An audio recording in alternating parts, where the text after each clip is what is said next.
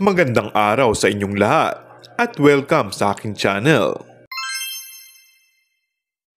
Nakakaaliw ang hula ng mga fans kung sino ang tinutukoy ni Ann Curtis na ikakasal.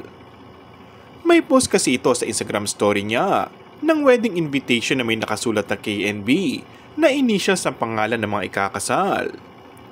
Ang caption ni Ann sa kanyang post ay "Someone's getting married. How exciting! Looking forward to it. Biggest wedding of the year." Sa hashtag nagkagulo ang mga netizens at kanya-kanya sila ng hula. May humula na sina Bea Alonzo at Dominic Roque ang ikakasal. May humula na sina Chris Aquino at boyfriend nito. At ang nakakaloka ay ang naniniwalang sina Kim Chiu at Paolo Avellino.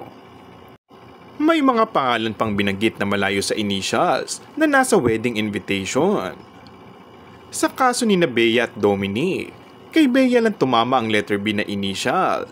Kina Chris at boyfriend nito, kay Chris lang din ang tumama. At kina Kim at Paolo, kay Kim lang ang tumama.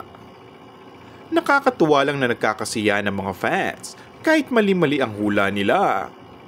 And speaking of Ann, kasama umano ay tila may alam din si Ann sa di umani relasyon ng kanyang co-host na si Kim Chiu at ang aktor na si Paolo Avellino.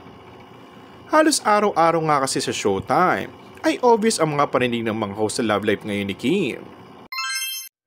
And that's all for our today's video.